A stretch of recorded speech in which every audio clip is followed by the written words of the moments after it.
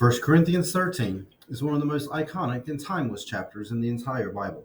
It has been put on t-shirts, coffee mugs.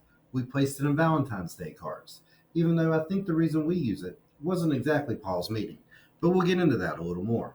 The Apostle Paul wrote this letter to the church in Corinth while he was in Ephesus. Corinth was a wealthy town full of entertainment that was both good and bad. It had innocent shows and entertainers, but it also had pagan rituals and sexual activities at the temple of Aphrodite. Sex work paid for the temple of Aphrodite and kept it running, and it was known near and far that the prostitutes at the temple of Aphrodite were the best and most expensive in the entire world. It was a town overrun by drunkenness as a result. So that's why Paul started a church in Corinth, to save those lost souls. But pagan worship beliefs had begun to sneak into that church, and Paul writes this letter to get them back on track, to remind them how to do it right, to prevent them from backsliding and being outside the body of Christ. In doing so, Paul writes one of the most eloquent descriptions of love ever written. It reminds us of its strength, its forgiveness, and its dedication. We've corrupted love a little, haven't we?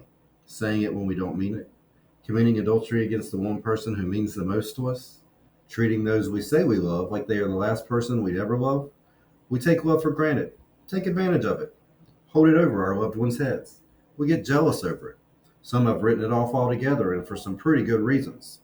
We've used love to hurt one another, and in some cases, we've hurt each other badly.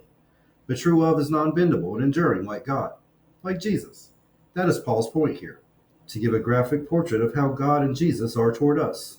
Maybe going back to this true definition of love is something you needed to hear today, a reminder of how beautiful it is if shared with the right person, like the unconditional love that God gives us. 1 Corinthians 13, the way of love.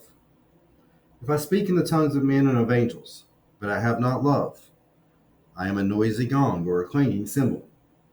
And if I have prophetic powers and understand all mysteries and all knowledge, and if I have all faith so as to remove mountains, but have not love, I am nothing. If I give away all I have, and if I deliver up my body to be burned, but I have not love, I've gained nothing. Love is patient and kind. Love does not envy or boast. It is not arrogant or rude. It does not insist in its own way. It is not irritable or resentful. It does not rejoice at wrongdoing, but rejoices with the truth. Love bears all things, believes all things, hopes all things, and endures all things. Love never ends. As for prophecies, they will pass away. As for tongues, they will cease. As for knowledge, it will pass away. For we know in part, and we prophesy in part. But when the perfect comes, the partial will pass away. When I was a child, I spoke like a child. I thought like a child.